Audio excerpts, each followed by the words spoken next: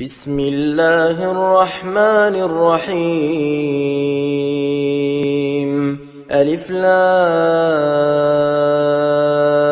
را تلك آيات الكتاب المبين إنا أنزلناه قرآنا عربيا لعلكم تعقلون نحن نقص عليك أحسن القصص بما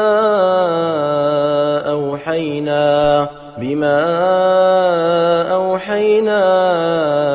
إليك هذا القرآن وإن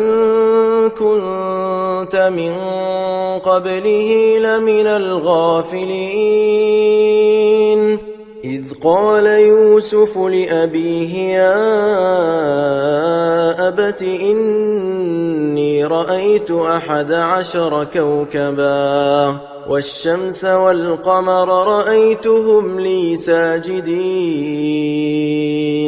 قال يا بني لا تقصص رؤياك على إخوتك فيكيدوا لك كيدا إن الشيطان للإنسان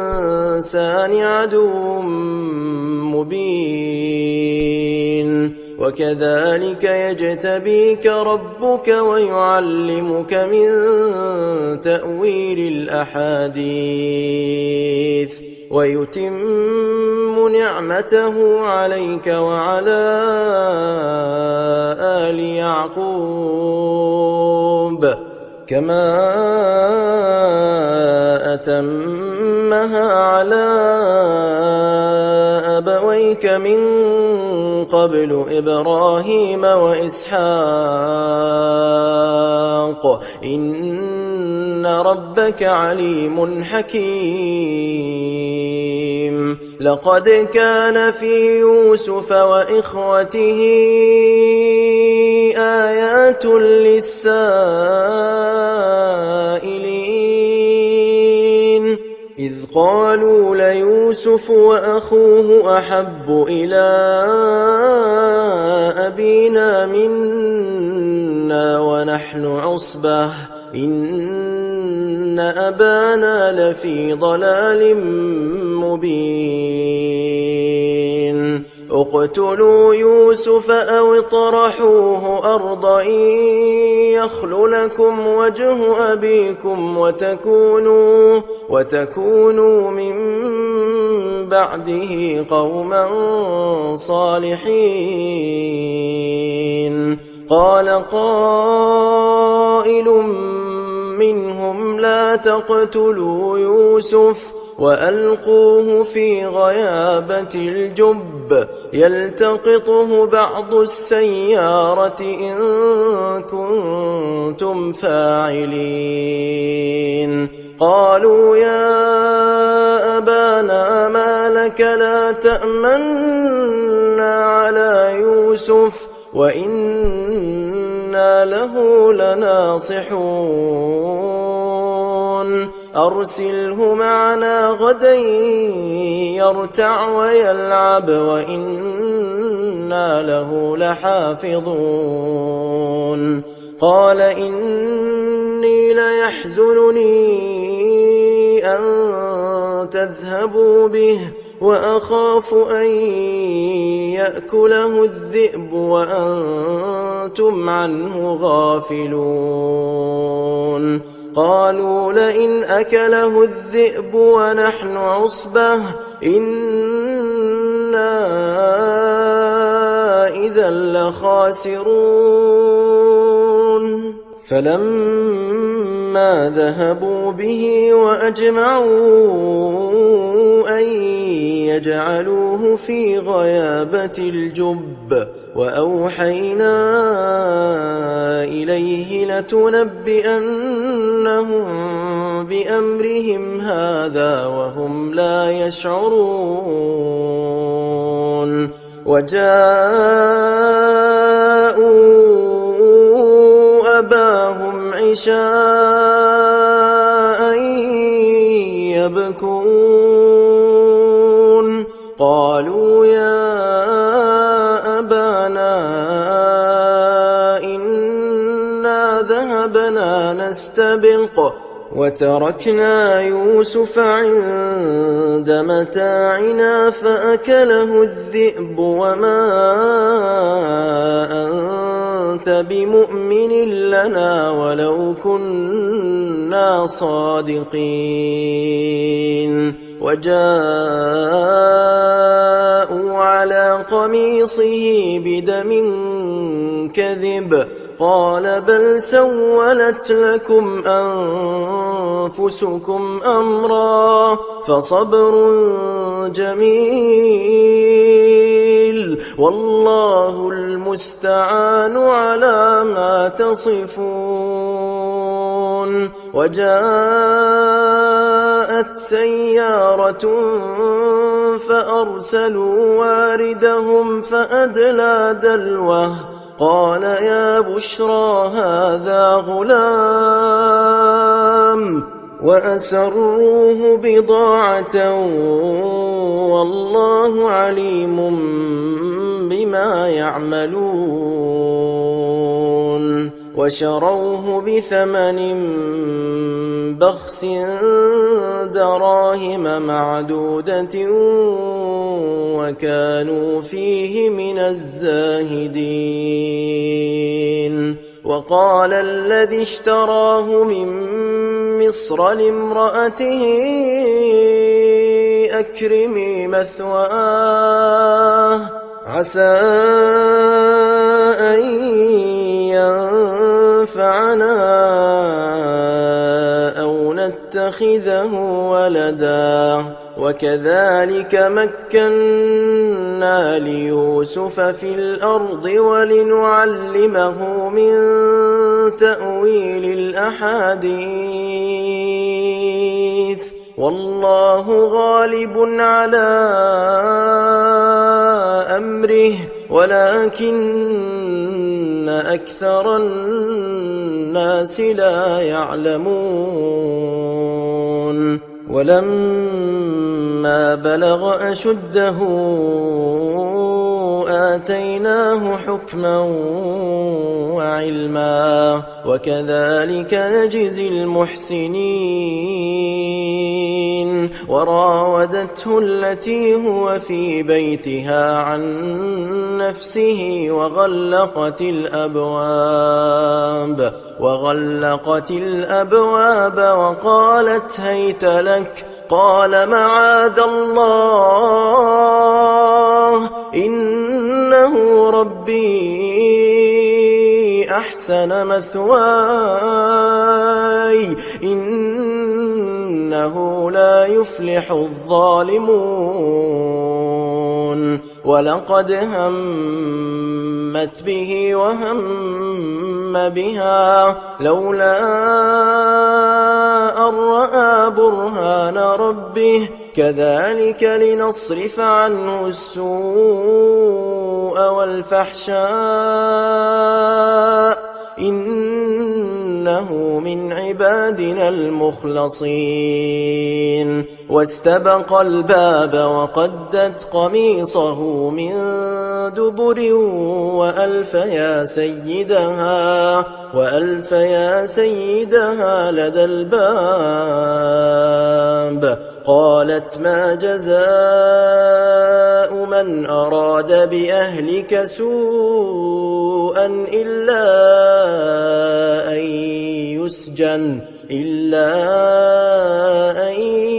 يسجن أو عذاب أليم. قال هي راودتني عن نفسي وشهد شاهد من أهلها إن كان قميصه قد من قبل فصدقت وهو من الكاذبين. وإن كان قميصه قد من دبر فكذبت وهو من الصادقين. فلما رأى قميصه قد من دبر قال إنه من كيدكن إن كيدكن عظيم. يوسف أعرض عن هذا واستغفري لذنبك إنك كنت من الخاطئين. وقال نسوة في المدينة امرأة العزيز تراود فتاها عن نفسه قد شغفها حبا إنا لنراها في ضلال مبين. فلما سمعت بمكرهن أرسلت إليهن وأعتدت لهن متكئا وآتت كل واحدة منهن سكينا وقالت اخرج عليهن. فلما رأينه أكبرنه وقطعن أيديهن وقلن حاش لله ما هذا بشرا إن هذا إلا ملك كريم. قالت فذلكن الذي لمتنني فيه ولقد راودته عن نفسه فاستعصم ولئن لم يفعل ما آمره ليسجنن وليكون من الصاغرين. قال رب السجن أحب إلي مما يدعونني إليه وإلا تصرف عني كيدهن أصب إليهن وأكن من الجاهلين. فاستجاب له ربه فصرف عنه كيدهن إنه هو السميع العليم. ثم بدا لهم من بعد ما رأوا الآيات ليسجننه حتى حين. ودخل معه السجن فتيان قال أحدهما إني أراني أعصر خمرا وقال الآخر إني أراني أحمل فوق رأسي خبزا تأكل الطير منه نبئنا بتأويله إنا نراك من المحسنين. قال لا يأتيكما طعام ترزقانه إلا نبأتكما بتأويله قبل أن يأتيكما ذلكما مما علمني ربي إني تركت ملة قوم لا يؤمنون بالله وهم بالآخرة هم كافرون واتبعت ملة آبائي إبراهيم وإسحاق ويعقوب ما كان لنا أن نشرك بالله من شيء ذلك من فضل الله علينا وعلى الناس ولكن أكثر الناس لا يشكرون. يا صاحبي السجن أأرباب متفرقون خير أم الله الواحد القهار ما تعبدون من دونه إلا أسماء سميتموها أنتم وآباؤكم ما أنزل الله بها من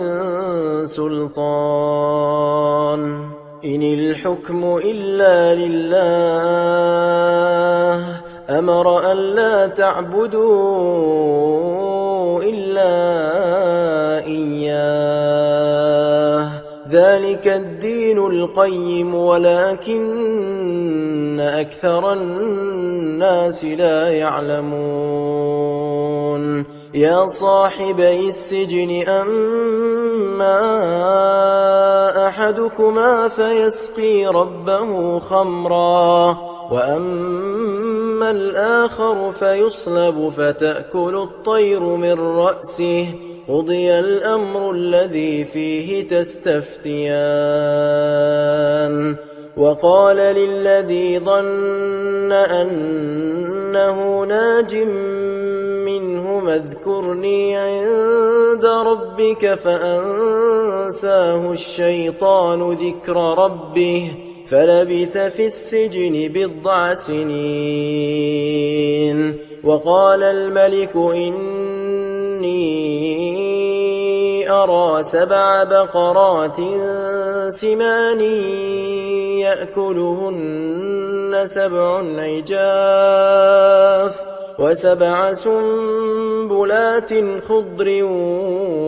وأخر يابسات يا أيها الملأ أفتوني في رؤياي إن كنتم للرؤيا تعبرون قالوا أضغاث أحلام وما نحن بتأويل الأحلام بعالمين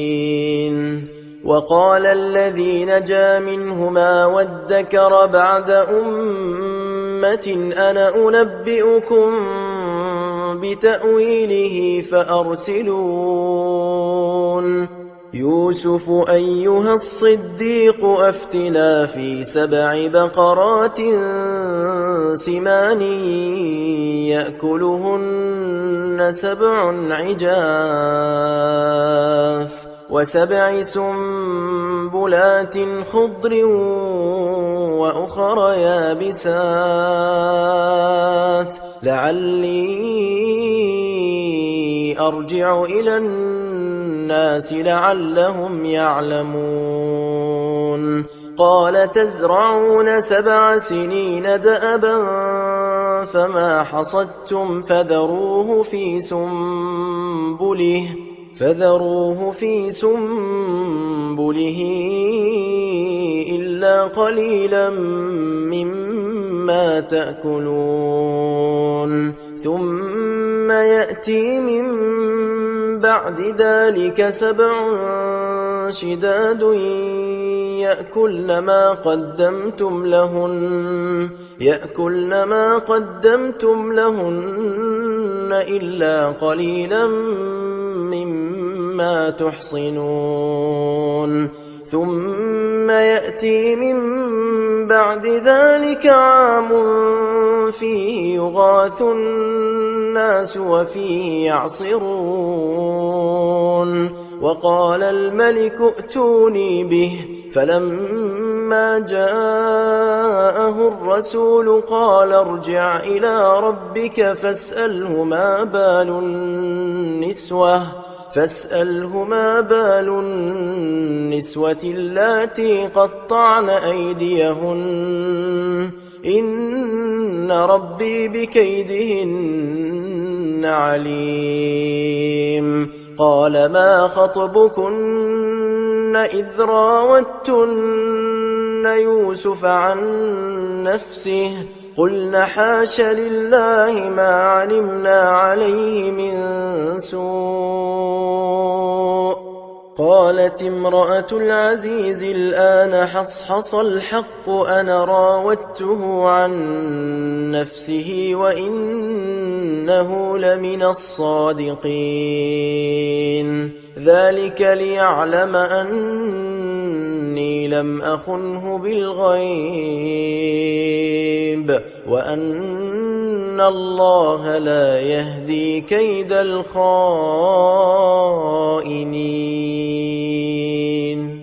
وما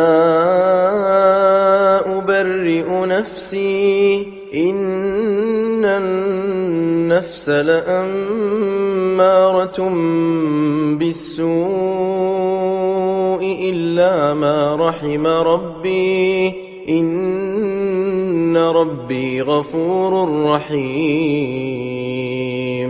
وقال الملك ائتوني به أستخلصه لنفسي فلما كلمه قال إنك اليوم لدينا مكين أمين قال اجعلني على خزائن الأرض إني حفيظ عليم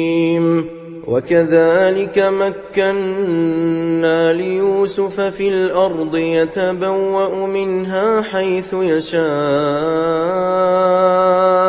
نصيب برحمتنا من نشاء ولا نضيع أجر المحسنين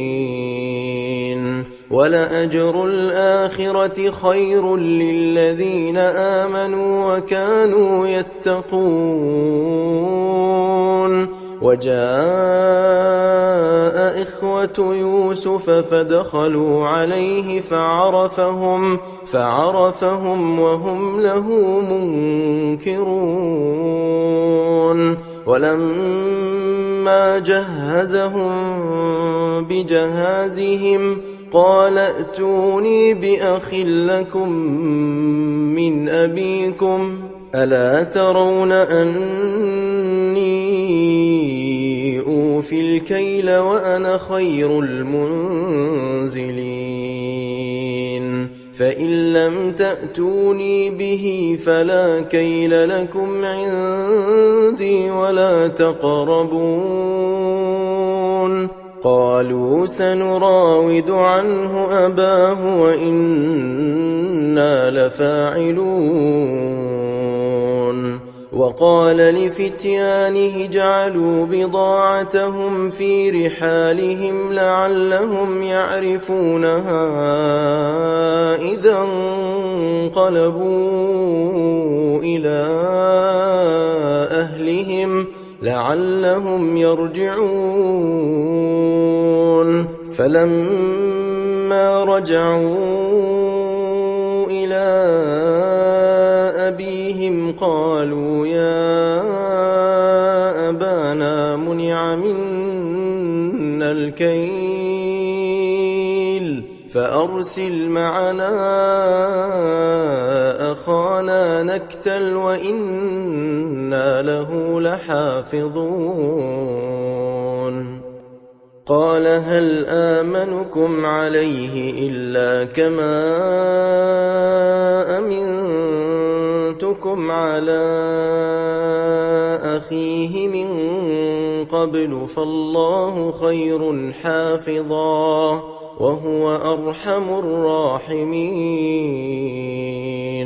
ولما فتحوا متاعهم وجدوا بضاعتهم ردت إليهم قالوا يا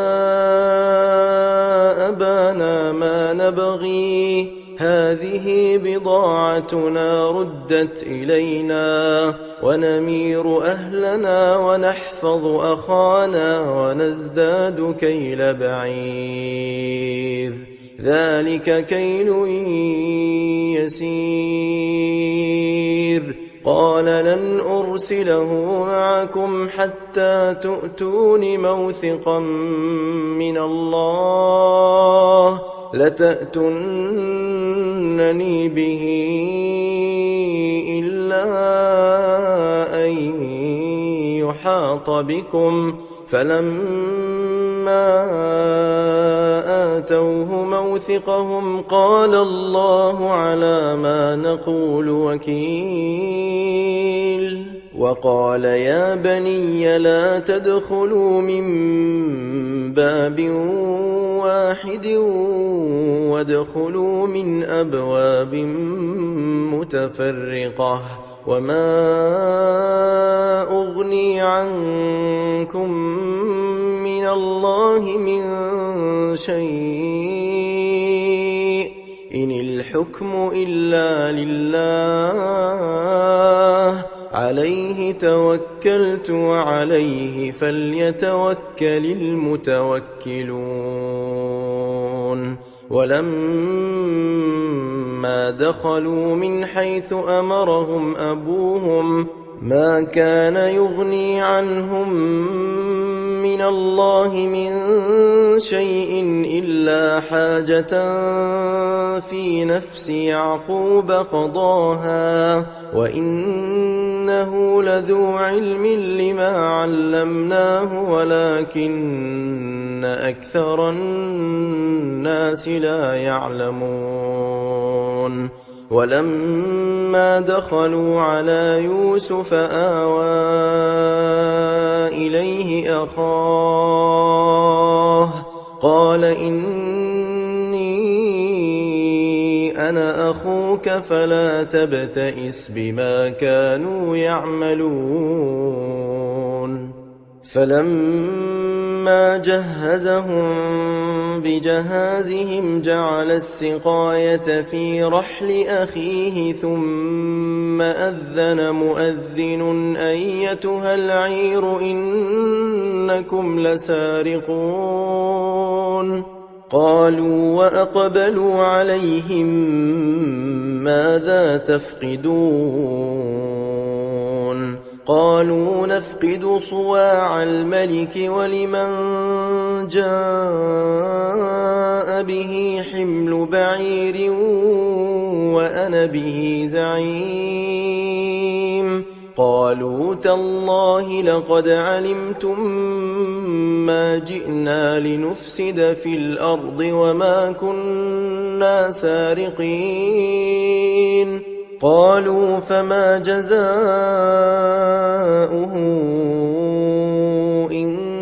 كنتم كاذبين قالوا جزاؤه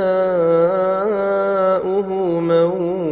وجد في رحله فهو جزاؤه كذلك نجزي الظالمين فبدأ بأوعيتهم قبل وعاء أخيه ثم استخرجها من وعاء أخيه كذلك كدنا ليوسف ما كان ليأخذ أخاه في دين الملك إلا أن يشاء الله نرفع درجات من نشاء وفوق كل ذي علم عليم قالوا إن يسرق فقد سرق أخ له من قبل فأسرها يوسف في نفسه ولم يبدها لهم قال أنتم شر مكانا والله أعلم بما تصفون قالوا يا أيها العزيز إن له أبا شيخا كبيرا فخذ أحدنا مكانه إنا نراك من المحسنين قال معاذ الله أن نأخذ إلا من وجدنا متاعنا عنده إنا إذا لظالمون فلما استيئسوا منه خلصوا نجيا قال كبيرهم ألم تعلموا أن أباكم قد أخذ عليكم موثقا من الله ومن قبل ما فرطتم في يوسف فلن أبرح الأرض حتى يأذن لي أبي أو يحكم الله لي وهو خير الحاكمين ارجعوا إلى أبيكم فقولوا يا أبانا إن ابنك سرق وما شهدنا إلا بما علمنا وما كنا للغيب حافظين واسأل القرية التي كنا فيها والعير التي أقبلنا فيها وإنا لصادقون قال بل سولت لكم أنفسكم أمرا فصبر جميل عسى الله أن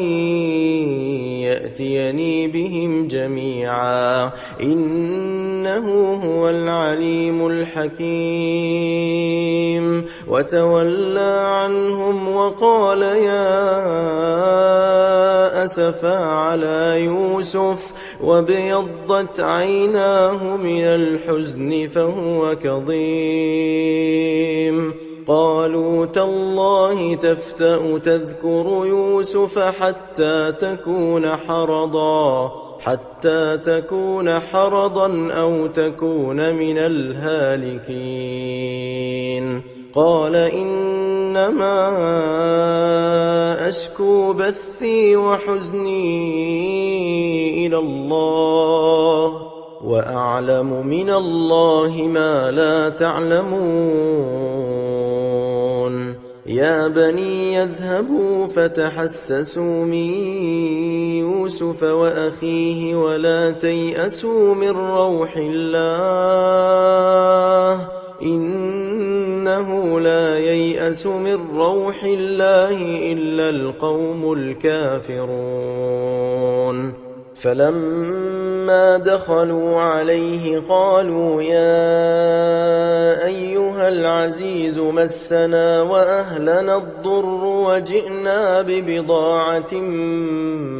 مزجاة فأوف لنا الكيل وتصدق علينا إن الله يجزي المتصدقين قال هل علمتم ما فعلتم بيوسف وأخيه إذ أنتم جاهلون قالوا أئنك لأنت يوسف قال أنا يوسف وهذا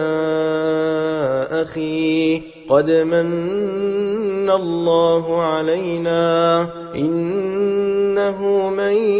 يتق ويصبر فإن الله لا يضيع أجر المحسنين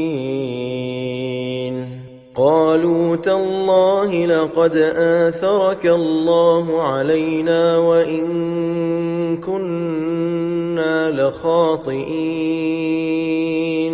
قال لا تثريب عليكم اليوم يغفر الله لكم وهو أرحم الراحمين اذهبوا بقميصي هذا فألقوه على وجه أبي يأت بصيرا وأتوني بأهلكم أجمعين ولما فصلت العير قال أبوهم إني لأجد ريح يوسف لولا أن تفندون قالوا تالله إنك لفي ضلالك القديم فلما أن جاء البشير ألقاه على وجهه فارتد بصيرا قال ألم أقل لكم إني أعلم من الله ما لا تعلمون قالوا يا أبانا استغفر لنا ذنوبنا إنا كنا خاطئين قال سوف أستغفر لكم ربي إنه هو الغفور الرحيم فلما دخلوا على يوسف آوى إليه أبويه وقال ادخلوا مصر إن شاء الله آمنين ورفع أبويه على العرش وخروا له سجدا وقال يا أبت هذا تأويل رؤياي من قبل قد جعلها ربي حقا وقد أحسن بي إذ أخرجني من السجن وجاء بكم من البدو من بعد أن نزغ الشيطان بيني وبين إخوتي إن ربي لطيف لما يشاء إنه هو العليم الحكيم رب قد آتيتني من الملك وعلمتني من تأويل الأحاديث فاطر السماوات والأرض أنت وليي في الدنيا والآخرة توفني مسلما وألحقني بالصالحين ذلك من أنباء الغيب نوحيه إليك وما كنت لديهم إذ أجمعوا أمرهم وهم يمكرون وما أكثر الناس ولو حرصت بمؤمنين وما تسألهم عليه من أجر إن هو إلا ذكر للعالمين وكأي من آية في السماوات والأرض يمرون عليها وهم عنها معرضون وما يؤمن أكثرهم بالله إلا وهم مشركون أفأمنوا أن تأتيهم غاشية من عذاب الله أو تأتيهم الساعة بغتة وهم لا يشعرون قل هذه سبيلي أدعو إلى الله على بصيرة أنا ومن اتبعني وسبحان الله وما أنا من المشركين وما أرسلنا من قبلك إلا رجالا نوحي إليهم من أهل القرى أفلم يسيروا في الأرض فينظروا كيف كان عاقبة الذين من قبلهم ولدار الآخرة خير للذين اتقوا أفلا تعقلون حتى إذا استيأس الرسل وظنوا أنهم قد كذبوا جاءهم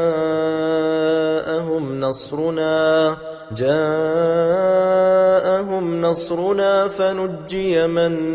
نشاء ولا يرد بأسنا عن القوم المجرمين.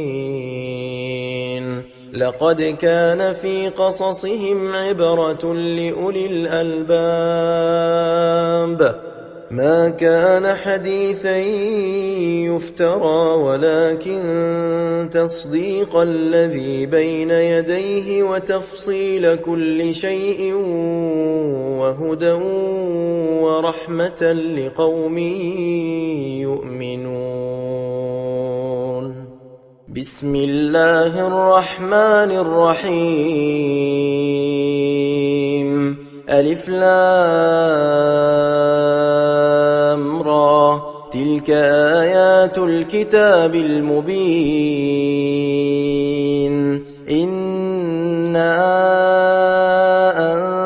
أنزلناه قرآنا عربيا لعلكم تعقلون. نحن نقص عليك أحسن القصص بما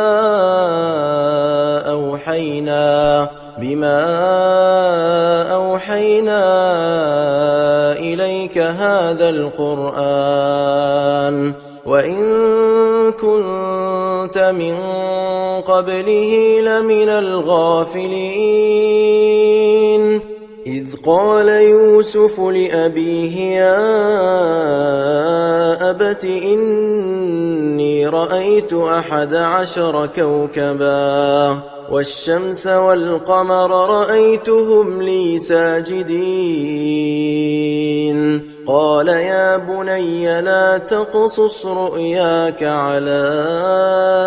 إخوتك فيكيدوا لك كيدا إن الشيطان للإنسان عدو مبين. وكذلك يجتبيك ربك ويعلمك من تأويل الأحاديث ويتم نعمته عليك وعلى آل يعقوب كما أتمها على أبويك من قبل إبراهيم وإسحاق إن ربك عليم حكيم. لقد كان في يوسف وإخوته آيات للسائلين إذ قالوا ليوسف وأخوه أحب إلى أبينا منا ونحن عصبة إن أبانا لفي ضلال مبين. اقتلوا يوسف أو اطرحوه أرضا يخل لكم وجه أبيكم وتكونوا من بعده قوما صالحين. قال قائل منهم لا تقتلوا يوسف وألقوه في غيابة الجب يلتقطه بعض السيارة إن كنتم فاعلين. قالوا يا أبانا ما لك لا تأمنا على يوسف وإنا له لناصحون أرسله معنا غدا يرتع ويلعب وإنا له لحافظون. قال إني ليحزنني أن تذهبوا به وأخاف أن يأكله الذئب وأنتم عنه غافلون قالوا لئن أكله الذئب ونحن عصبة إنا إذا لخاسرون فلما ذهبوا به وأجمعوا أن يجعلوه في غيابة الجب وأوحينا إليه لتنبئنهم بأمرهم هذا وهم لا يشعرون وجاءوا أباهم عشاء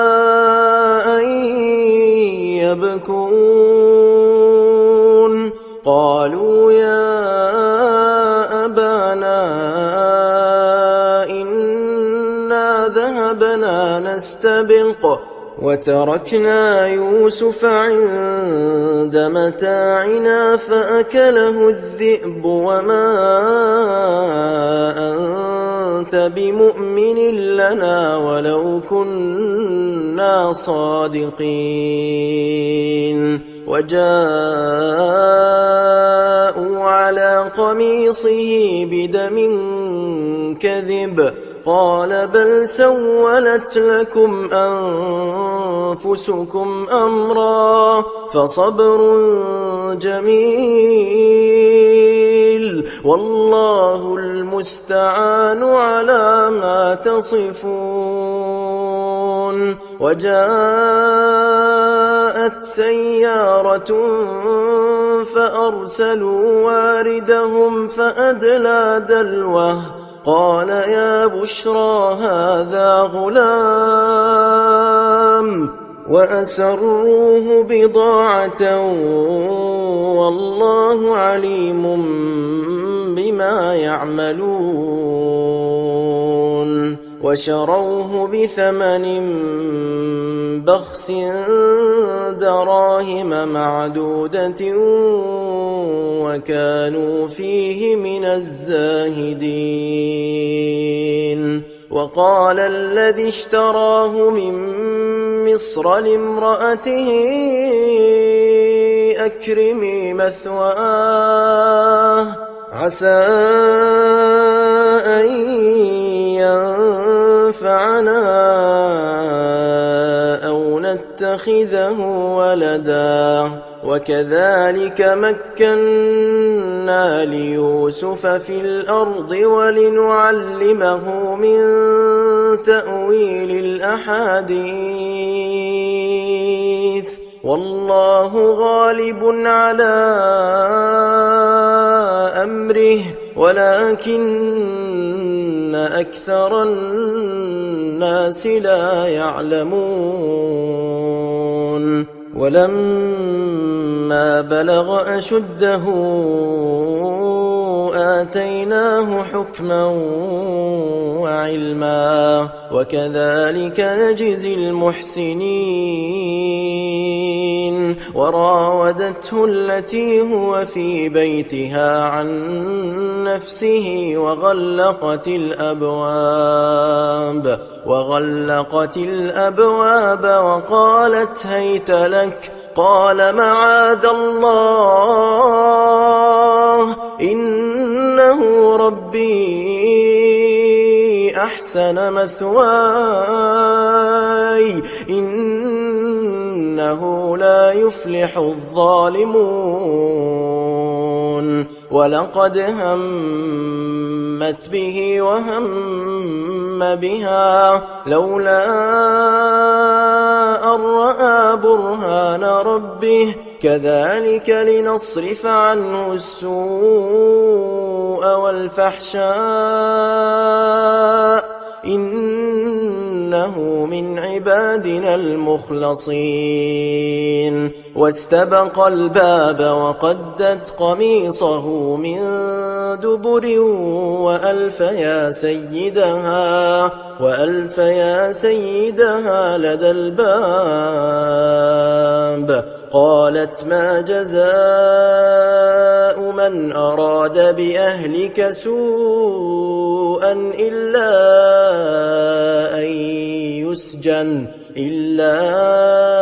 أن يسجن أو عذاب أليم. قال هي راودتني عن نفسي وشهد شاهد من أهلها إن كان قميصه قد من قبل فصدقت وهو من الكاذبين وإن كان قميصه قد من دبر فكذبت وهو من الصادقين. فلما رأى قميصه قد من دبر قال إنه من كيدكن إن كيدكن عظيم. يوسف أعرض عن هذا واستغفري لذنبك إنك كنت من الخاطئين. وقال نسوة في المدينة امرأة العزيز تراود فتاها عن نفسه قد شغفها حبا إنا لنراها في ضلال مبين. فلما سمعت بمكرهن أرسلت إليهن وأعتدت لهن متكئا وآتت كل واحدة منهن سكينا وقالت اخرج عليهن. فلما رأينه أكبرنه وقطعن أيديهن وقلن حاش لله ما هذا بشرا إن هذا إلا ملك كريم. قالت فذلكن الذي لمتنني فيه ولقد راودته عن نفسه فاستعصم ولئن لم يفعل ما آمره ليسجنن وليكون من الصاغرين.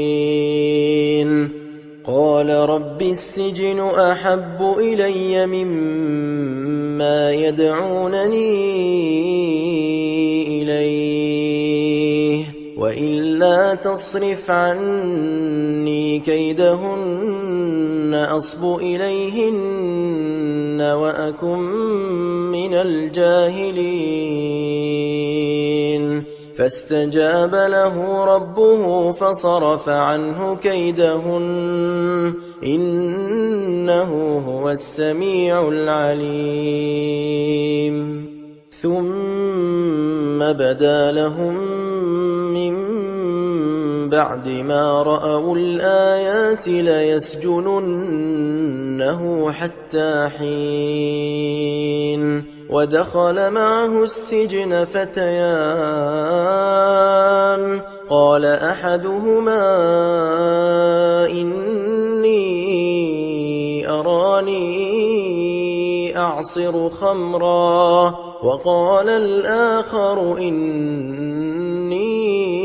أراني أحمل فوق رأسي خبزا تأكل الطير منه نبئنا بتأويله إنا نراك من المحسنين. قال لا يأتيكما طعام ترزقانه إلا نبأتكما بتأويله قبل أن يأتيكما ذلكما مما علمني ربي إني تركت ملة قوم لا يؤمنون بالله وهم بالآخرة هم كافرون واتبعت ملة آبائي إبراهيم وإسحاق ويعقوب ما كان لنا أن نشرك بالله من شيء ذلك من فضل الله علينا وعلى الناس ولكن أكثر الناس لا يشكرون يا صاحبي السجن أأرباب متفرقون خير أم الله الواحد القهار ما تعبدون من دونه إلا أسماء سميتموها أنتم وآباؤكم ما أنزل الله بها من سلطان إن الحكم إلا لله أمر أن لا تعبدوا إلا إياه ذلك الدين القيم ولكن أكثر الناس لا يعلمون يا صاحبي السجن أما أحدكما فيسقي ربه خمرا وأما الآخر فيصلب فتأكل الطير من رأسه قضي الأمر الذي فيه تستفتيان وقال للذي ظن أنه ناج منهما اذكرني عند ربك فأنساه الشيطان ذكر ربه فلبث في السجن 9 سنين وقال الملك إني أرى 7 بقرات سمان يأكلهن 7 عجاف و7 سنبلات خضر وأخر يابسات يا أيها الملأ أفتوني في رؤياي إن كنتم للرؤيا تعبرون قالوا أضغاث أحلام وما نحن بتأويل الأحلام بعالمين وقال الذي نجا منهما وادكر بعد أمة أنا أنبئكم بتأويله فأرسلون يوسف أيها الصديق أفتنا في 7 بقرات سمان يأكلهن 7 عجاف و7 سنبلات خضر وأخر يابسات لعلي أرجع إلى الناس لعلهم يعلمون قال تزرعون 7 سنين دأبا فما حصدتم فذروه في سنبله إلا قليلا مما تأكلون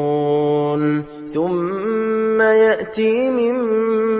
بعد بعد ذلك 7 شداد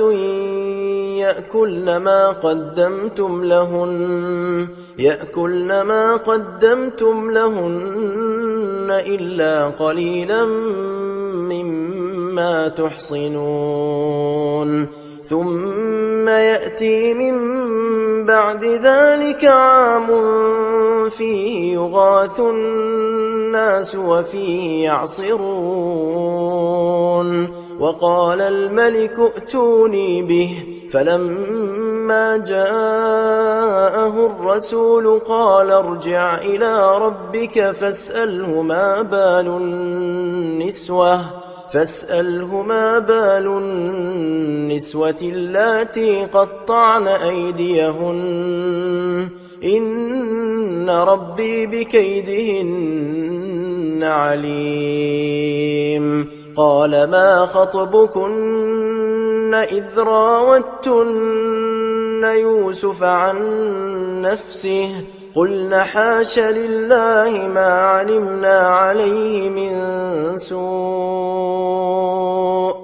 قالت امرأة العزيز الآن حصحص الحق أنا راودته عن نفسه وإنه لمن الصادقين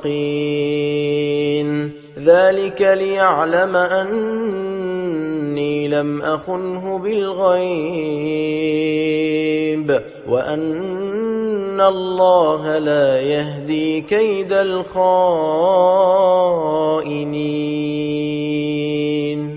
وما أبرئ نفسي إن النفس لأمارة بالسوء إلا ما رحم ربي إن ربي غفور رحيم وقال الملك ائتوني به أستخلصه لنفسي فلما كلمه قال إنك اليوم لدينا مكين أمين قال اجعلني على خزائن الأرض إني حفيظ عليم وكذلك مكنا ليوسف في الأرض يتبوأ منها حيث يشاء نصيب برحمتنا من نشاء ولا نضيع أجر المحسنين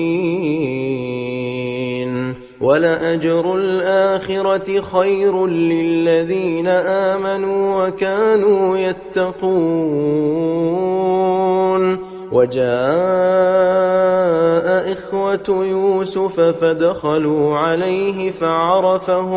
فعرفهم وهم له منكرون ولما جهزهم بجهازهم قال ائتوني بأخ لكم من أبيكم ألا ترون أني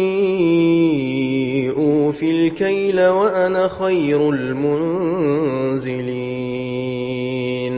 فإن لم تأتوني به فلا كيل لكم عندي ولا تقربون قالوا سنراود عنه أباه وإنا لفاعلون وقال لفتيانه اجعلوا بضاعتهم في رحالهم لعلهم يعرفونها إذا انقلبوا إلى أهلهم لعلهم يرجعون فلما رجعوا إلى أبيهم قالوا يا أبانا منع منا الكيل فأرسل معنا أخانا نكتل وإنا له لحافظون قال هل آمنكم عليه إلا كما أمنتكم على أخيه من قبل فالله خير حافظا وهو أرحم الراحمين ولما فتحوا متاعهم وجدوا بضاعتهم ردت إليهم قالوا يا أبانا ما نبغي هذه بضاعتنا ردت إلينا ونمير أهلنا ونحفظ أخانا ونزداد كيل بعير ذلك كيل يسير قال لن أرسله معكم حتى تؤتون موثقا من الله لتأتونني به إلا أن يحاط بكم فلما آتوه موثقهم قال الله على ما نقول وكيل وقال يا بني لا تدخلوا من باب واحد وادخلوا من أبواب متفرقة وما أغني عنكم من الله من شيء إن الحكم إلا لله عليه توكلت وعليه فليتوكل المتوكلون ولما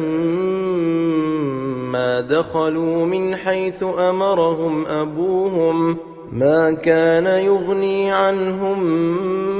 من الله من شيء إلا حاجة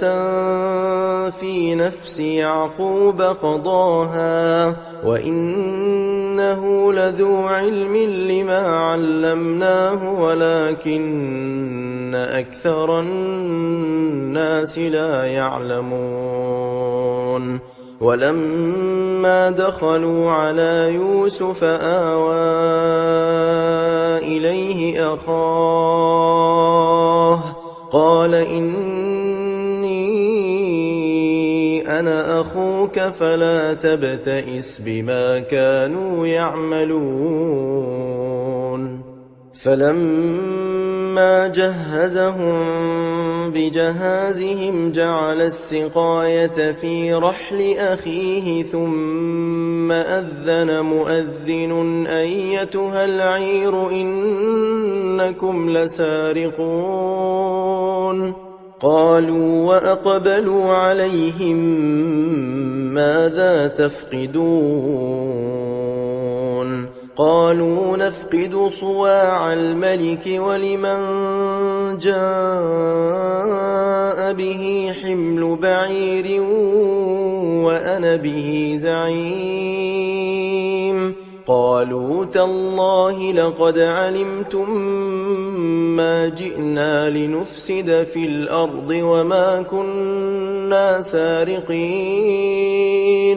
قالوا فما جزاؤه إن كنتم كاذبين قالوا جزاؤه من وجد في رحله فهو جزاؤه كذلك نجزي الظالمين فبدأ بأوعيتهم قبل وعاء أخيه ثم استخرجها من وعاء أخيه كذلك كدنا ليوسف ما كان ليأخذ أخاه في دين الملك إلا أن يشاء الله نرفع درجات من نشاء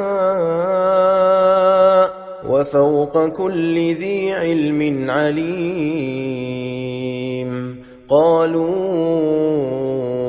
إن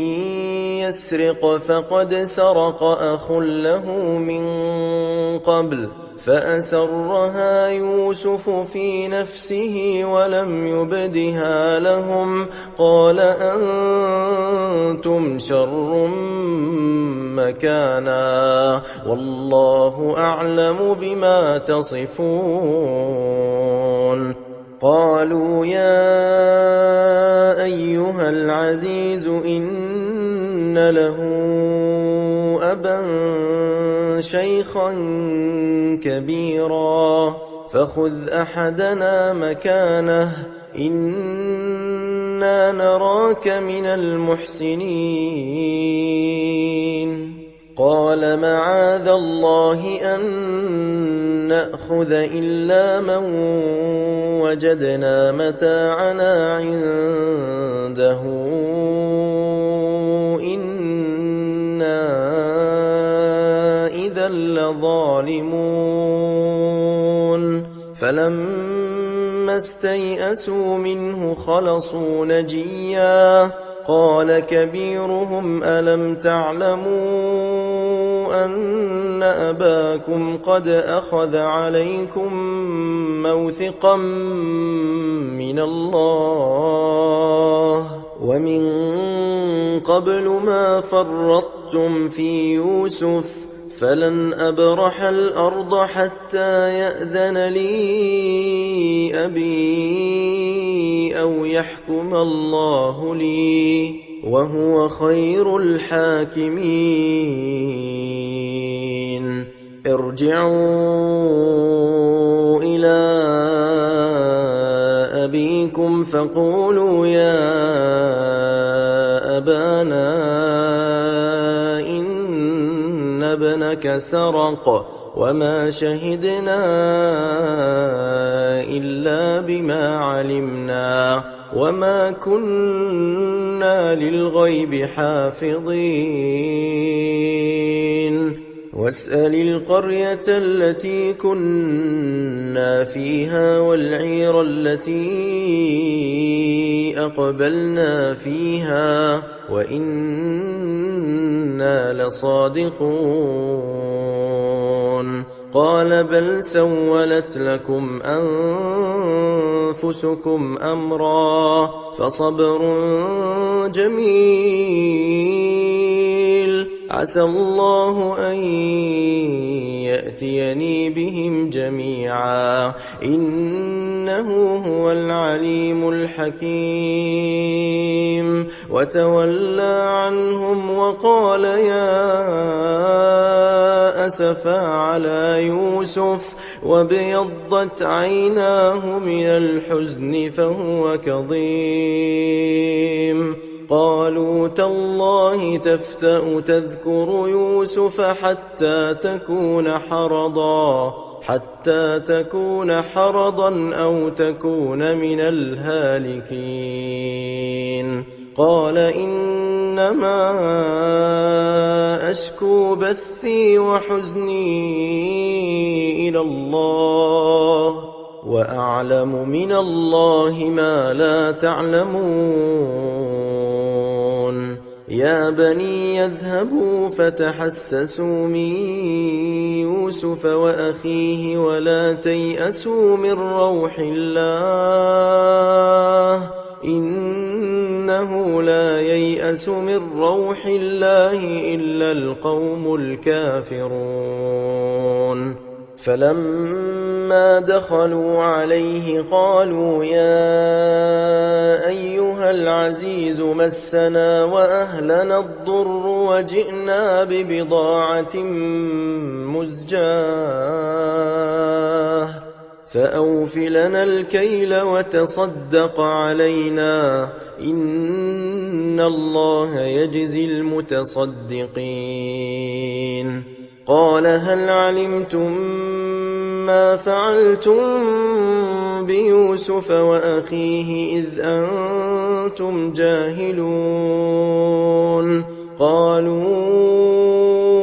أئنك لأنت يوسف قال أنا يوسف وهذا أخي قد من الله علينا إنه من يتق ويصبر فإن الله لا يضيع أجر المحسنين قالوا تالله لقد آثرك الله علينا وإن كنا لخاطئين قال لا تثريب عليكم اليوم يغفر الله لكم وهو أرحم الراحمين اذهبوا بقميصي هذا فألقوه على وجه أبي يأت بصيرا وأتوني بأهلكم أجمعين ولما فصلت العير قال أبوهم إني لأجد ريح يوسف لولا أن تفندون قالوا تالله إنك لفي ضلالك القديم فلما أن جاء البشير ألقاه على وجهه فارتد بصيرا قال ألم أقل لكم إني أعلم من الله ما لا تعلمون قالوا يا أبانا استغفر لنا ذنوبنا إنا كنا خاطئين قال سوف أستغفر لكم ربي إنه هو الغفور الرحيم فلما دخلوا على يوسف آوى إليه أبويه وقال ادخلوا مصر إن شاء الله آمنين ورفع أبويه على العرش وخروا له سجدا وقال يا أبت هذا تأويل رؤياي من قبل قد جعلها ربي حقا وقد أحسن بي إذ أخرجني من السجن وجاء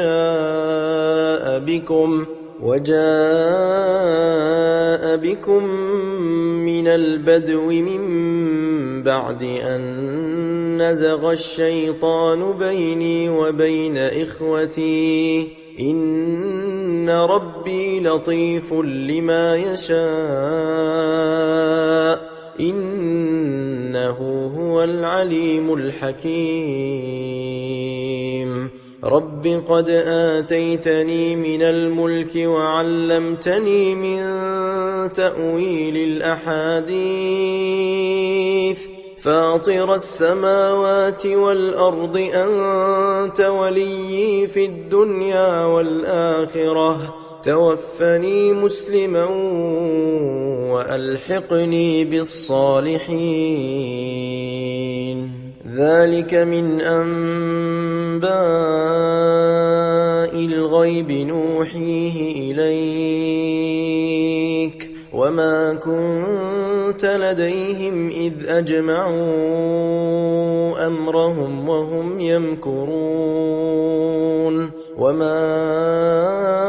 أكثر الناس ولو حرصت بمؤمنين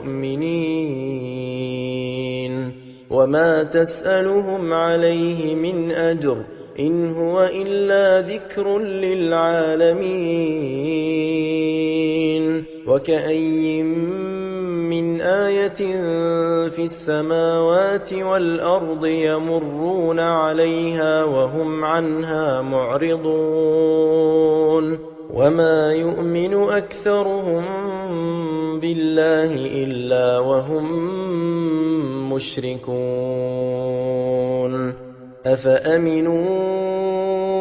أن تأتيهم غاشية من عذاب الله أو تأتيهم الساعة بغتة وهم لا يشعرون قل هذه سبيلي أدعو إلى الله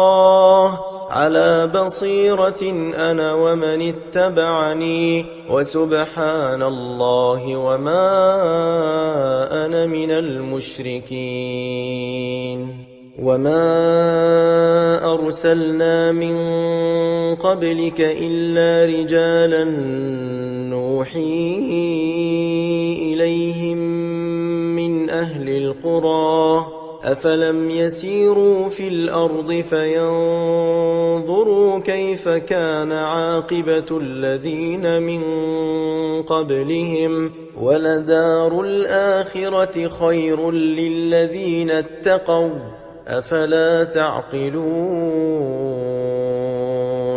حتى إذا استيأس الرسل وظنوا أنهم قد كذبوا جاءهم